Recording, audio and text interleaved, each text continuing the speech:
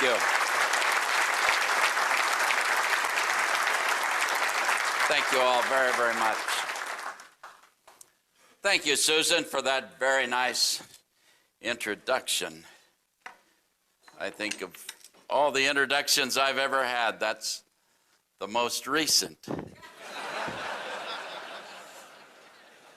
You know, as I look around this group today and see all of this Rotary brass, some of it a bit tarnished, of course, I realize that Rotarians come and go, but past district governors just accumulate.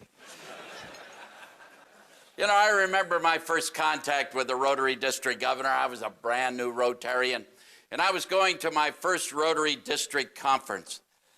This was a time when our district had a conference up in one of the big hotels in Sacramento. And it was just the time the hotel had taken the paper towels out of the restrooms and put those hot air machines, you've seen them in there. And sure enough, during the conference, I went in there, washed my hands, and went over to the machine, and somebody had scotch taped a little card right above the machine. And it said, "Push the button and hear a short message from the district governor." Well, you know, we make jokes about these district governors, but we really appreciate the time and effort and dedication that they have, because they really keep Rotary together. Yeah, they're great fellows. They're kind of like an old pair of tennis shoes, all worn out except the tongue, you know. Now, to prepare these remarks today, I've tried to get just as much information as I possibly can about Rotary. I visited past club presidents in rest homes and sanitariums up and down the Pacific coast. And it was a thrilling sight to see these past presidents just lying there, being waited on hand and foot. And as they clutched the coverlets, they whispered to me, "Please tell them there'll be room for them when their time comes. It'll come a heck of a lot faster than you think." Oh, I'll never forget my first day as a Rotary Club president. July, the first meeting. I remember I stepped up to the rostrum and I grabbed that gavel in my right hand and the bell in my left hand, and whang! I missed the bell. And I broke the index finger on my left hand. From then on, my year kind of went downhill. I had one of those years where you start slowly and then taper off. You know, actually being club president, that's the greatest job in Rotary, next to assistant bulletin editor. Because every week you learn more about Rotary. You learn more about your fellow Rotarians. And I'm kind of an organized person, and I began to keep a list of all the things that I was learning about Rotary. And I brought a couple of these lists along here today just to show you the kind of information that you too will learn as president of your Rotary Club. Now, the first list I made up about the end of my first month as club president. And it went like this. Number one, the club president has an almost impossible time of being an early leaver. Number two, that first meeting of the year will give you a brand new feeling, kind of a sickness in the pit of your stomach. Number three, it's important to keep the fingers of the left hand off the bell when you have the gavel in your right hand. Number four, the club secretary is supposed to do all the work. Number five, a speaker on artificial insemination is not a good program for Ladies' Day. Number six, the first law of the Rotary Club President, remember, whatever hits the fan will never be distributed evenly. Number seven, a Rotarian is a person who can find 27 different classifications in the banking industry. Number 8, it's best not to preside at your club meetings under heavy sedation. Number 9, Rotary luncheons are always a thing of beauty. It's the only place that you can pay 10 1/4 for a peanut butter sandwich. We've been trying in our club to get the price of our luncheons as low as the quality of the food.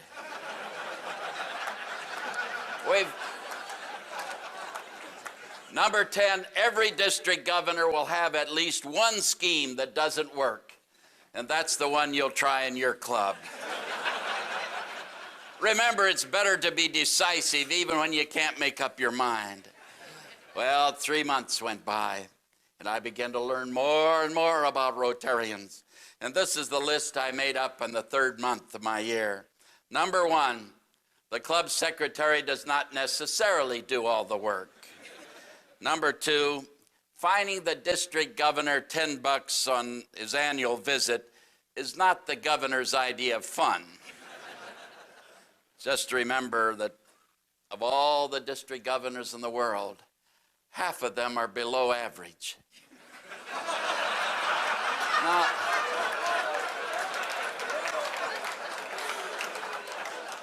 number 3, your club directors usually follow a 3-step approach to each club problem. Ready, fire, aim. When you really don't want something done, appoint a committee. Number 4, you can sleep undetected during the speech by resting your head on your hands, like a couple of you guys are doing there in the back of the room. Number 5, it's good to emphasize the 4-way test. But I'll tell you, our club was so small, we only had a 3-way test. We had those 3 questions. Is it fun? Will it hurt anybody? Will anybody find out? That's all you have to know, 3 ways. Number 6, we had a community service project too. Our motto, don't worry about crime in the streets, just get it off the sidewalk. We sent kids to summer camp too, whether they wanted to go or not. Number 7, one of the most intriguing talks of my year was on the subject, General Custer is alive and well in Argentina. Number 8, a Rotarian is a person who will drive 56 miles for a makeup and then leave before the program begins. Number 9, a project not worth doing is not worth doing well. You can think of that a little bit on your way home. Number 10, a senior active classification doesn't necessarily mean that you're impotent. Well, by January 1st, I become knowledgeable. I was well aware as a club president, and I began to learn a few other things, and here's the list I made up with my New Year's resolution. Number 1, you wonder what in the hell the club secretary really does. You all know the first rule of a club secretary. If you don't know what you're doing, always do it neatly. Number 2, there's practically no nonviolent way to stop a speaker who's gone past 1:30. Number 3, a $20 fine does not necessarily build better friendships. Number 4, it's not too good of an idea to schedule a pacifist at your club meeting, especially on Veterans Day. Number 5, the district governor is the person you call in the last minute to share the blame. Number 6, the club president will find that the club classification committee never follows the president's suggestions. Number 8, the club directors do not always follow the president's suggestions. Number 9, nobody seems to follow the president's suggestions. Number 10, the club president is supposed to remember the RI president's theme. In my year when I was club president, the theme was honk if you love Paul Harris.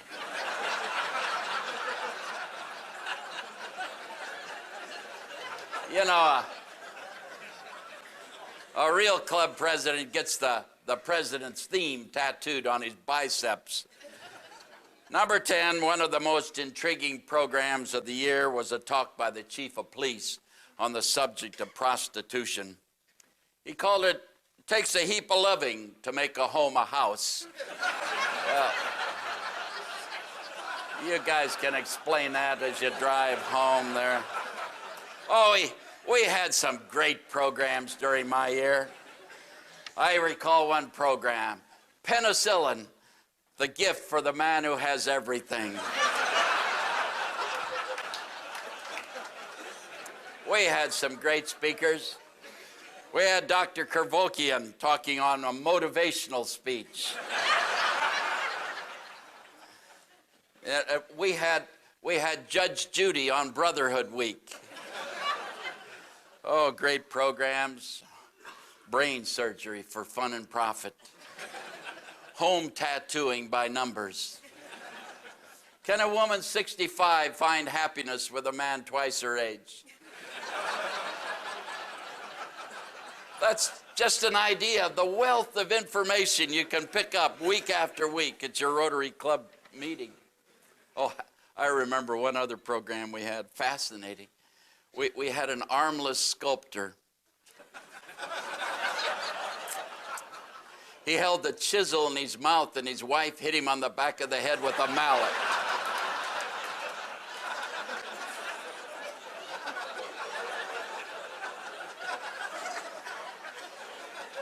And then, you know, some clubs have a committee that evaluate their weekly program. And I'll tell you, if the district governor's visit was voted the best program of the year, you need a new program chairman.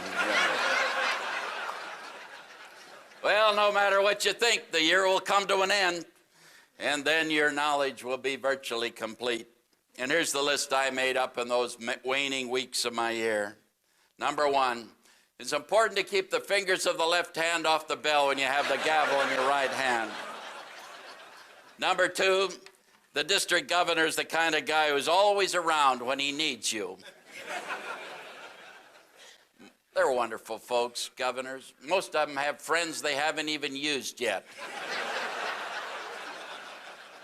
Number 3, the club president is supposed to uphold the classification system, whether they understand it or not. You know, the description of our classification always intrigues me. I have a friend in the New York Rotary Club. He has a classification diamond cutter. He mows the lawn on Yankee Stadium, you know. And then some clubs have a classifications which are not filled.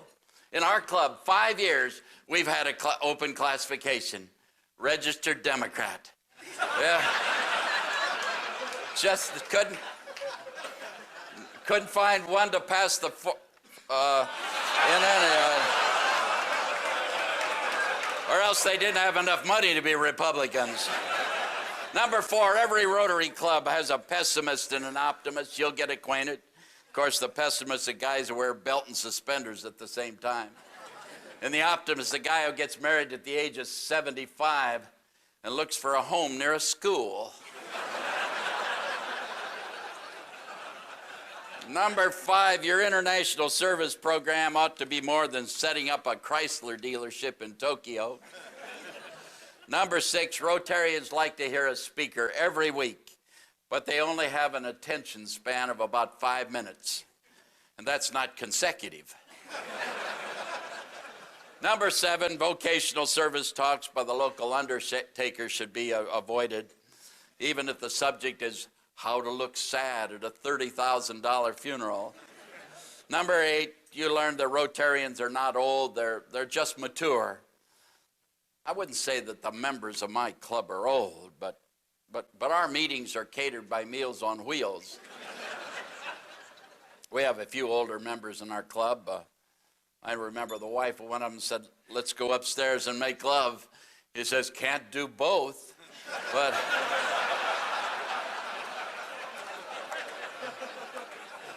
at our meeting the other day, I got at my table, he was kind of bragging. He says, "You know, I made love for 1 hour and 3 minutes." Guy says, "When was this?" He says, "The night they turned the clocks back," you know.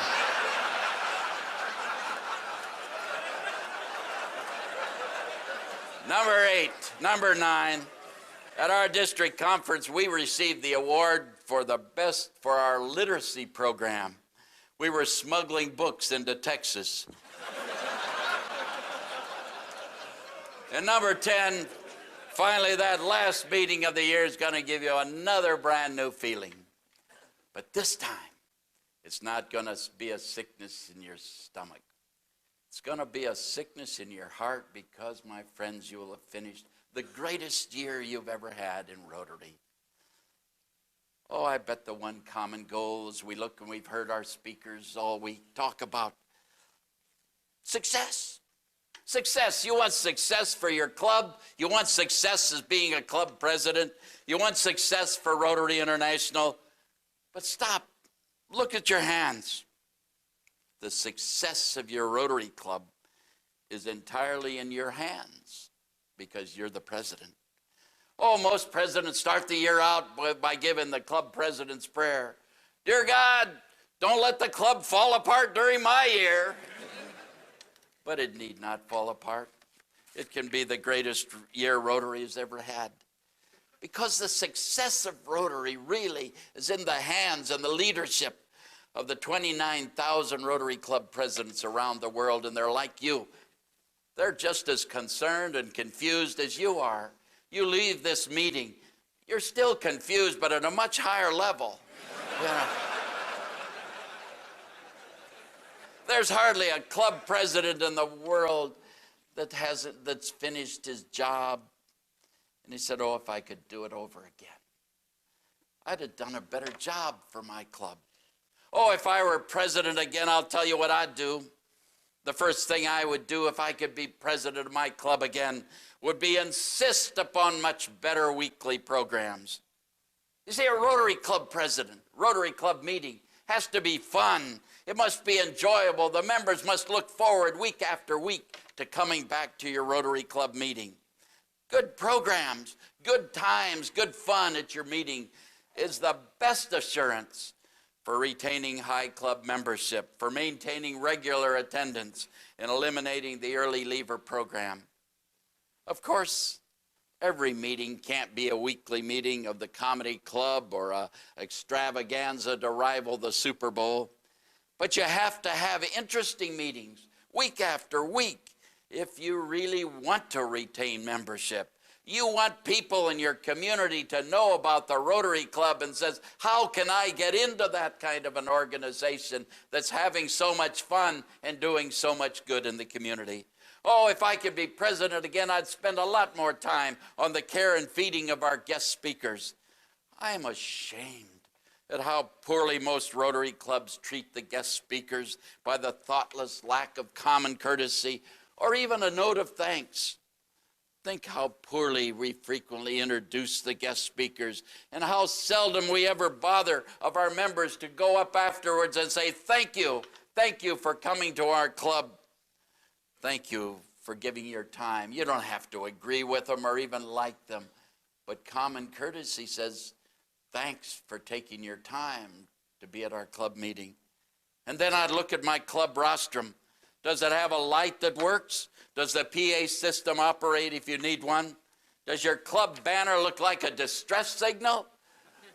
Dress up your meeting rooms. Go back this week to your own club and look around. Look around and see what your club meeting looks like, because I assure you there is no question in my mind that the atmosphere of a meeting room can actually influence the success of your weekly meetings. That's why in these plenary sessions we had symbols of Rotary, posters of Rotary, so you felt the atmosphere of Rotary. And that's why Finest Jeffers have done this job of decorating, because the atmosphere of the meeting has an impact upon what the people get out of the meeting. Oh, I'd never attempt to have empty tables down in front of the room. They're so discourteous to your speaker, and it just makes it so much tougher for the speaker to do a job. I'll tell you, that first meeting, if you count the number of empty seats on the first row and find everybody in the room that many dollars, the rest of the year you'll not have a problem. You see? If you could also provide a small gift to each speaker to express your appreciation and the courtesy of a person giving a gift of their time and their energy and their abilities to your club. It might be a product from your local community, a symbol of Rotary. The value is not nearly as important as the thoughtfulness of saying we appreciate you coming to our meeting and to giving your time and energy so graceful, just to entertain, just to inform our club. And then I'd take a look at those 20, 25 minutes I have as club president each meeting before the speaker begins. I'd make much better use of those vital minutes. Not just follow the way all the other club presidents have done it in my club year after year. I've attended some club meetings that are so bad, I think I'll slip out the back door. Then I realize I'm the speaker. I'd change the mumbling, jumbling that we call the introduction of guests. I'd make it alive, sincere. I'd make it fun. You see, my friends, the introduction of the guests is not just a routine. It's one of the most significant parts of that Rotary meeting because it tells the story of the worldwide organization of Rotary, that any one of us, some 1 million, nearly 300,000 people, can walk into another Rotary club and say, I am a Rotarian, and they're welcomed into the family. That introduction of guests is an important part of your weekly meeting. You see, I'd make those as introductions as warm and friendly and sincere as you would if you were introducing somebody into your office or into your home. Oh, if I could do it over again, I'd never give encouragement to early leavers by saying, now's the time for the early leavers to leave. No, sirree. I would make it known from the very beginning of my year that our club from now on will not be disrupted by those thoughtless and discourteous Rotarians who have a habit of walking out just when the speaker is introduced. I would let it be known that we now have a new tradition that if you stay for the entire meeting, unless some emergency arises, you stay for the full meeting. And if you can't, that's no problem. You make up somewhere else. And that early leaving is not an acceptable practice in a Rotary club. I would have some interesting Rotary information in each one of our meetings, some of the fascinating history and traditions and culture of the Rotary clubs in the world, and I'd have a member each week give the Rotary Minute and talk about some aspects so that we actually know that the meeting is a Rotary meeting and not some meeting of some community group with no name. Perhaps I might have somebody use the ABCs of Rotary, which is a useful little book. I found. Oh, if I could be president again, I'd do everything I could to make my meetings come alive. I've come to the conclusion that the biggest reason for the drop in Rotary membership is that the club just isn't worth the time or effort to belong, or not worth the decision to attend the meetings. Well, the second thing I could do if I would be president again, I'd make my Rotary Club really relevant to our community. I've seen some Rotary clubs that their only service project is a gift to the Tennis Elbow Foundation. I've seen clubs that they're give an annual check to the Society for the Preservation of Azaleas during nuclear attack. I've seen clubs that their only activity is attending the cheerleaders' car wash or the support the Boy Scouts pumpkin sale. And they called it a service club. Far too many Rotary clubs have no program of service at all, except the activity of writing checks. You can drive down the highways and through the cities of most of the clubs in California, in Nevada, in Hawaii, and never know that a Rotary Club exists, except for some aging sign that says when Rotarians are going to go to lunch. Take a hard look at any city in our country and perhaps around the world, and there's hands-on jobs to be done. The Rotarians can be put to work and do something and take pride in Rotary. Our Rotary Club did this. Our Rotary Club did that in the community. I don't think there's a single community that you can find that there aren't some people that are hungry and are homeless. There's hardly a community that doesn't have a problem of drugs and substance abuse. In virtually every school and every community, there isn't a school system that doesn't need some critical help from volunteers. It's hard to find a community recreation area which doesn't need help, repair, improvement, expansion. You don't have to look very far in any one of your communities to find disabled youngsters and adults, or a neighborhood that's immune from crime and senseless vandalism. There are people in your community, no matter where it is, that are living in loneliness right in the middle of a crowded city, and children suffering abuse from unthinking adults. There are individuals who neither read nor write, working in your companies, in your business, in your area, and are the hapless victims of a society based on communication. Oh, my plea is that a Rotary Club has to be relevant to its community and the world today. If you want to have busy young men and women coming and saying, yes, sir, I will be at your Rotary Club every week, we must be addressing some of the real problems of our communities. Rotary check writing is no substitute for hands-on community service. If you want people to join your Rotary Club, you have to be giving them something to do that merits their busy time and attention. Oh, if I could be president again. I'd tell all the other community organizations in our community that are expecting our annual checks for their fundraising campaigns that this year we don't have a check for you, because the Rotarians in our club are rolling up their sleeves and we're taking our money and we're going to do something that has a Rotary visibility in our community, and that people will begin to know that there is a Rotary Club in our community and it's not just a check-writing organization. We would create a Rotary identity in our community. We would build the Rotary playground. We would have the Rotary drug prevention program. We would have Rotary shelters. We would have a Rotary food bank, a Rotary youth center. We'd show the community that Rotary is alive and well. Frankly, I'm tired of seeing Rotary clubs being just the finance committee of other groups in towns that are doing things. And we wonder, why does nobody know? Why does anybody not know that a Rotary Club exists? Oh, if I could be president again, I'd insist that our Rotary Club had its own programs of service, and we'd let the organization and our community know that we are an organization of doers, and we're going to let the community know that we are doing things in our community.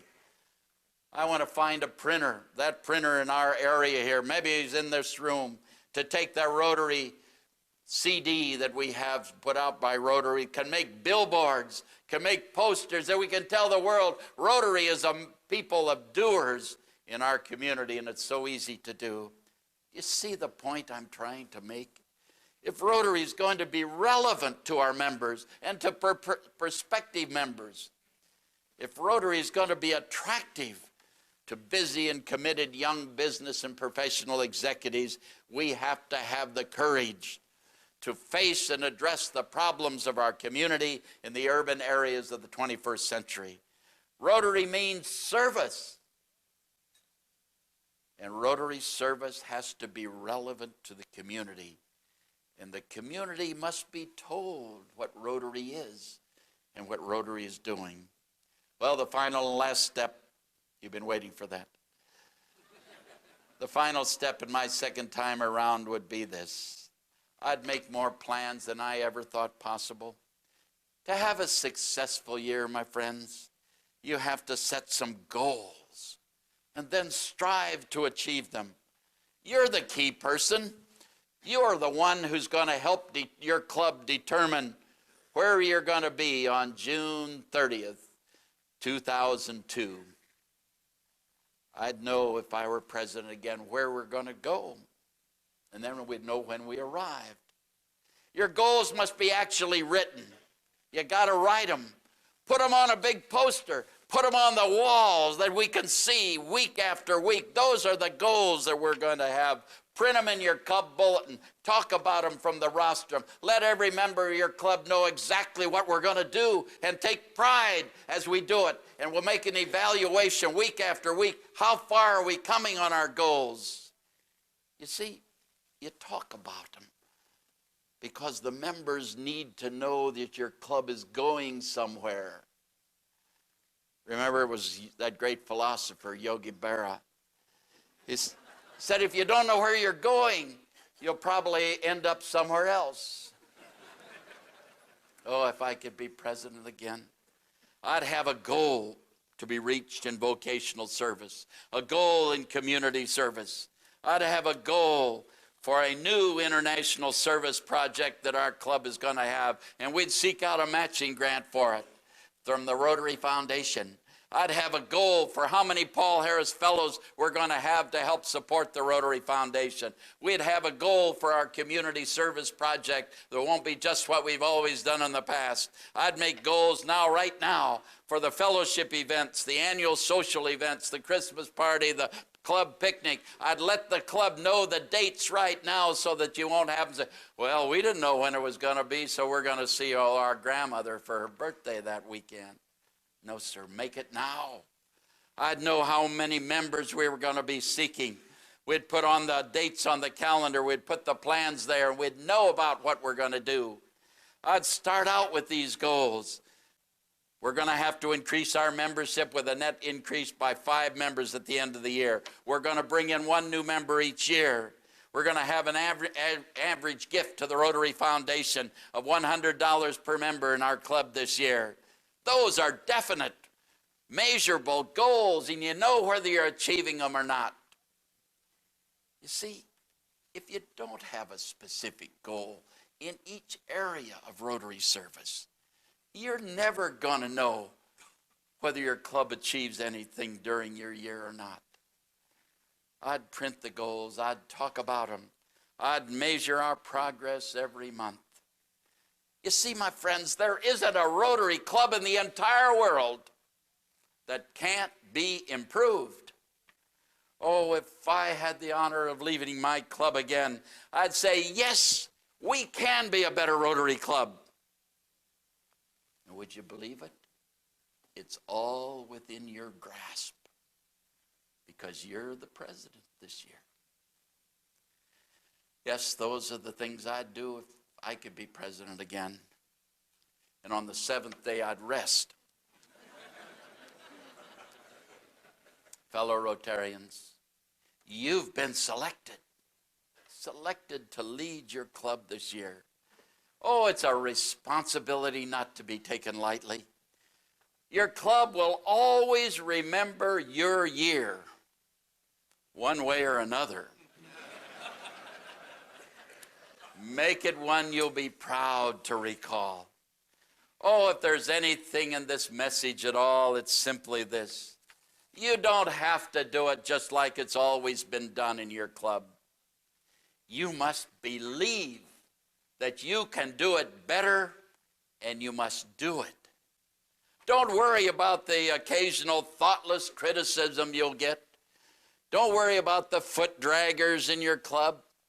Don't listen to the old past presidents or the old district governors say, well, we never did it that way before.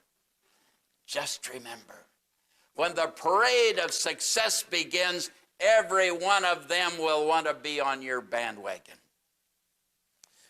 Well, I think I've talked about as long as it seems. So in conclusion, just remember this. Few of you will ever be called on again to lead your Rotary Club. You've been called to lead it next year. For most club presidents, the opportunity only knocks but once. Make the best of your year. And then you'll not have to think back some years in the future. kind of wistfully dreaming, if I could only be president again. You can do it. So go to it. God bless you.